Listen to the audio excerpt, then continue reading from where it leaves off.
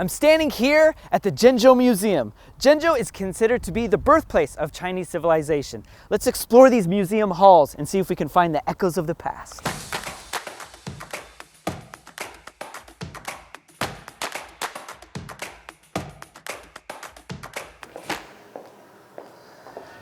The earliest capital. So Zhengzhou was the ancient capital of China even before Beijing, Luoyang, Xi'an? Absolutely. In the hierarchy of China's histories, Beijing will be considered as the newcomers, while Luoyang and Xi'an boasted their histories as capitals of numerous dynasties. So Zhengzhou was hosting royals before they are. Oh, so Zhengzhou was like this older brother. Bingo! Here we can see the Yugong map of the 9 ancient prefectures, showing the territory of the Xia dynasty. You know, Xia dynasty is the first dynasty in Chinese history.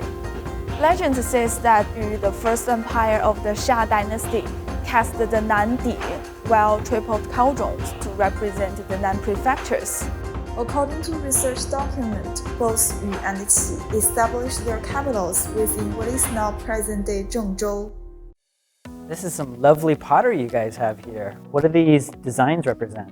This is the painted potteries with white coating, which is very representative of the Yangshao period. You can see different patterns, like geometric patterns and leaf patterns on it. And here are some patterns on the fragments. They are very meaningful. What do they look like to you?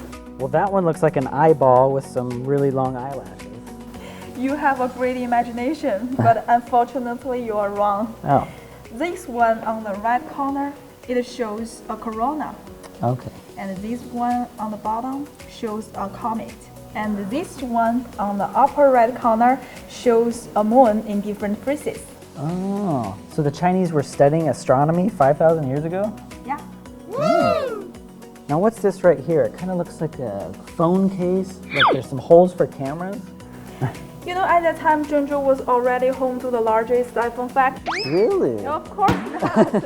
It's an axe. It's a stone axe. Oh, it doesn't really look like an axe I've seen before though. Yeah, you know, with the 2 holes, the hand can be held in place, but the wooden head cannot be preserved. The ancient stoneware and pottery in the museum were truly eye-opening. I never realized that the ancient Chinese possessed such ingenuity and a sense of romance. However, it was the bronze artifacts that really highlighted the wealth and splendor of this ancient Chinese capital. Wow, this is pretty cool. This is bronzeware, right? Yeah, you really have a good taste. This is one of the greatest treasures of Zhengzhou Museum. Really? And it's a cooking vessel, right? Yeah. To be precise, it is a ding. A ding? Yeah, naturally, ding was originally used as cooking vessels. In Shang Dynasty, it has become the symbol of royalties and rituals. So, it is also a very important evidence that Zhengzhou is the capital of early Shang Dynasty over 3,000 years ago. Okay, I think I get it. So it was reserved for the emperor's use only. Yeah, and upon the closer inspections, you can see this thing is decorated with beast face patterns. It is also known as Tao Tie. Tao Tie. Tao Tie is a mythological creature with only a head. You can see these bulging eyes and the nose in the middle, a symbolizing of emperor's divine power. Wow, it's kind of scary. Right. Hey, I recognize these. These are bells for chiming, right? You're right this time. This is called bianzhong in Chinese. Oh, and these bianzhong, were they also from the Shang dynasty? Nope, they are from the spring and autumn period, later than the Shang dynasty. And the bianzhong is a very important instrument. Can you guess what's the difference between the 2 sides of the bells? Those are big and those are small. Obviously, it's bigger, and originally they were one side. And this one is called the bo bells. It's bigger, so it can play deeper and lower sound. And this one here, they are miu bells. Smaller, but can play clear and sharper. Yeah. I wish I could play them so I could hear how they sound, you know? We have the bells very much like this one, so we can try it later.